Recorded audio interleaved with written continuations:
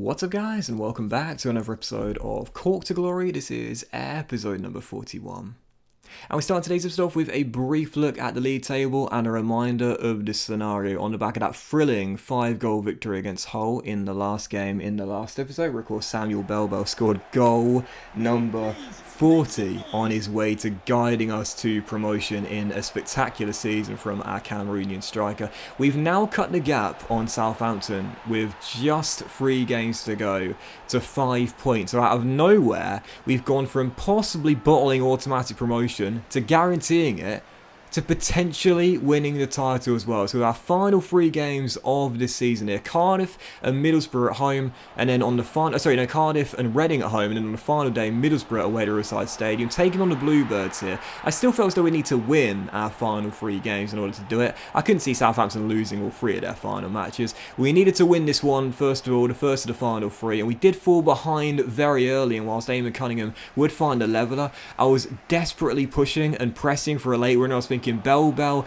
Elliott, Healy, one of the front 3, someone's got to turn up and win us the game. We had a great chance with 8 minutes to go. Ethan Elliott running through 1-on-1, a chance to give us the big 3 points and keep us within touching distance of the Saints, but I could only manage a 1-1 draw. However, once again, the Saints slipped up. This is crazy, man. All season on, they've been running away with it, and then right towards the end, they've taken the foot off the gas pedal. Had I found a winning goal there late on in the game through Ethan Elliott, we would have cut the gap to 3 with 2 games to go. Unfortunately, Southampton, whilst they might have slipped up, as do we both got draws, and that means the gap remains at 5. And so it does mean for the final 2 games, due to the goal difference swing as well, we had to win both our remaining games. Southampton had to lose both their remaining games as well. Otherwise, there was no chance of it happening. So for our final home game of the season in Ireland, I was thinking, right, I've got to at least bow out of a victory, right? Yes, we've guaranteed promotion. Yes, we've seen Bell get the golden boot with 40, but I've got to make sure I win the final game in Ireland this season. So taking on Reading here, the first team to beat us this season on match day 2 at the Medeski, looking for revenge in revenge season. Eamon Cunningham scores our first, and then just before the hour mark, what a goal this was. Sharky with a brilliant cross to the far post there, and Tommy Healy volleys in from close range. I think that's his 6th goal in the championship, makes it 2-0. And surely ensures the 3 points will be in the bag and a return to winning ways. 16 minutes to go, we would get ourselves our 3rd goal as well. A bit of a comical goal this one, really. Ethan Elliott going for the chip. I don't think that's very convincing goalkeeping, but you know what? When your luck is in, it is in. We get our 3rd goal there through Double E in a 3-0 victory against Reading. So yeah, we do close out our campaign in Ireland with a victory in our final home game at Turner's Cross this year. 3-0 the final score, but unfortunately, it does indeed come in vain. Yep, it really is typical. When we slip up, Southampton slip up. When we win, Southampton win. It's been a trend all season long. Yep, Southampton did win the penultimate game of the season, return to winning ways, and that means with a game to go, it is over. Ralph Hasenhüttl's side have won the title. The gap remains at 5, and we will have to settle for a runners-up place. But we've got over 100 points in our 2nd championship season. I wanted promotion to the Premier League regardless of how we done it. Bell's got 40 goals. We've had a much better away record this year, only lost once away in England or Wales. I'm not going to complain too much. Yes, we do miss out on the title, and yes, I'll be honest, I kind of bottled it a little bit there, but you know what? Hey, we're going out to the Premier League. That's the most important thing. And to be honest as well, with how good Southampton are, we identified them at the start of the season, just like Brighton last year. They were the front runners anyway, so to have kept pace with them for practically the entire campaign, it's pretty impressive, still pretty impressive. But regardless of the academy update there, I'm going to train Ruse is weak for enough, it's only 1 star, but he does look like our best academy graduate so far. Not a graduate, but academy player. Of course, he looks really, really good. 85, 91 potential right midfielder. So obviously got the GP in our back line now, but Ruse looks really good from France as well. And for our final game of the season, travelling to the Riverside to take on the Borough here away from home. Obviously, nothing to play for whatsoever, so I picked a backup side out there full of loads of players that probably won't be here next year, including Mark McNulty, club legend, the goalkeeper, our number 1. He's out of contract at the end of the season. I'm not going to give him extension because he's 40 overall now. I'm going to force him in to early retirement. 0-0 is the final score. Pretty uneventful game where there was an end-to-end sequence, but hey, 0 0-0 the final score, and that is that. 46 games done, season over. Cork City runners up, 7 points behind the Saints with 105 points on the board. The second best offensive record, and I believe the best defensive record in the division as well. We have got to the Premier League on merit. We haven't been lucky this year. It's been a revenge season. We've had an incredible away record. We've really righted our wrongs from last season. After Bell's 40 goals, Cunningham's 28 assists, can I also add as well. As amazing as Bell has been, and he has of course been our star player, no one's going to take that away from him, joining Ivan Toney in the 40 club.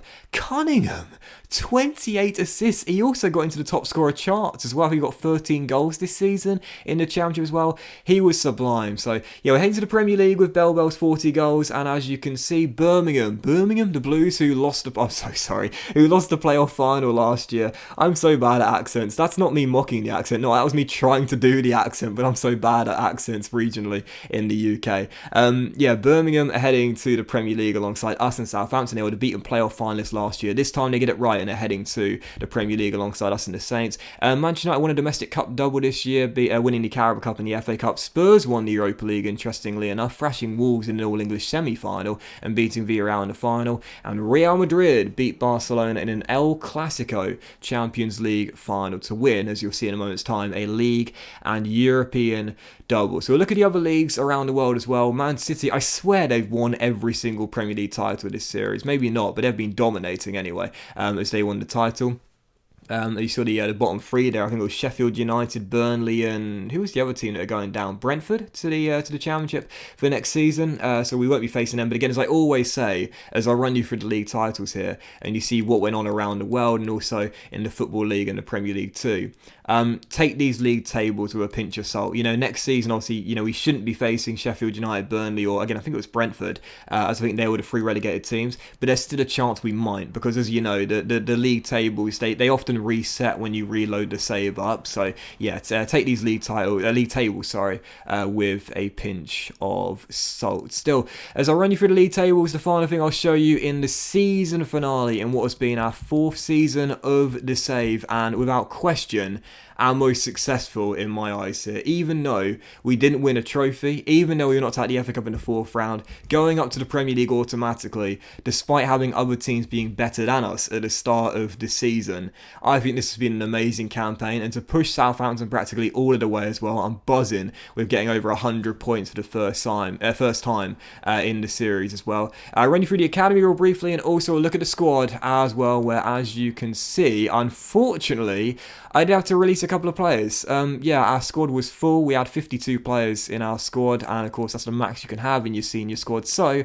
I had to start releasing some players in order to give pro deals to youth players that wanted to terminate their contracts. EA, please, I plead with you today.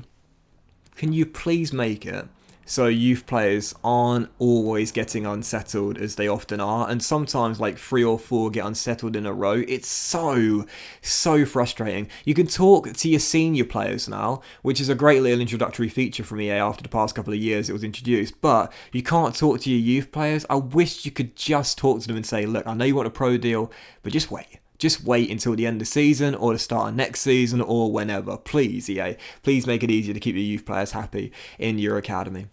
Still, as I run you through the squad one final time here for the end of Season 4. Absolutely buzzing. We're heading to the Premier League as runners-up. I'll run you through some of the players, including some of the noteworthy ones, including Barry Sharkey, 81 overall, now growing 5 ratings this season. Same with Big Leo. He grew 6 ratings to 81 overall this season as well. He is a physical beast, man, and we love him to pieces with 3 goals in 44. Every goal, of course, coming from a corner. And also a couple of other players I'll show you as well, such as Rory Keenan and Ryan Devine. Still has potential to be special, by the way, for those wondering. Got up 5 ratings this year to 77 overall. Rory Keenan also shows potential to be special as well, growing 4 ratings to 85 overall. He's lost his captain's armband, but he's still the highest rated player in his team and still a fan's favourite. Luke Byrne, by the way, I forgot to show you this, but when he came out of the academy, he wasn't 60 overall. Now he's 61 overall, and of course we knew he had the highest potential in the youth team, 90 to 94. So unsurprisingly, he does indeed show potential to be special. I thought I'd show you that right towards the end there. So Burn does have potential to be special, and because of that, I'm going to try and throw him in the first 11 next year in the Premier League, and that means that Ryan Devine will probably play right back with Burn holding mid alongside Rory Keane. Eamon Cunningham grew 6 ratings this year. He had an amazing season, and it was only overshadowed because of how good Bell was, but 28 assists and I think 16 goals in the Championship is remarkable, growing to 80, is he 83 overall? I think he is now, so what a season from Cunningham, the real deal. Healy still shows potential to be special, sprint speed's up to 81, but I need to start training the acceleration now, as that's only 71, and of course the last player I'll show you in detail, of course the star of the team right now, Samuel Bell. He still only shows great potential somehow, but he grew 5 ratings to 78 overall, and his goals this year, 40 in 44. He's joining Ivan Toney in the 40 club. Keeping hold of him in the summer window is going to be a challenge. But what a great way to end the season though, guys. Up to the Premier League as runners-up, and yes, we've grown that half a star, so change that thumbnail, Docky Boy, because we're a 4-star team as we're heading to the Premier League. Things you love to see. That were today's episode and the season finale, guys. So a big thank you for watching this episode of Cork to Glory. I really hope you have enjoyed it. If you have, then please do drop a like. Much love to you all. Have a fantastic day, and I'll see you for the very next episode where we begin life in the Premier League at Turner's Cross for the first time ever with our 4-star Cork City team very soon. Can't bloody wait. Can't wait. Come on, bring on the Premier League. Get excited, dogs.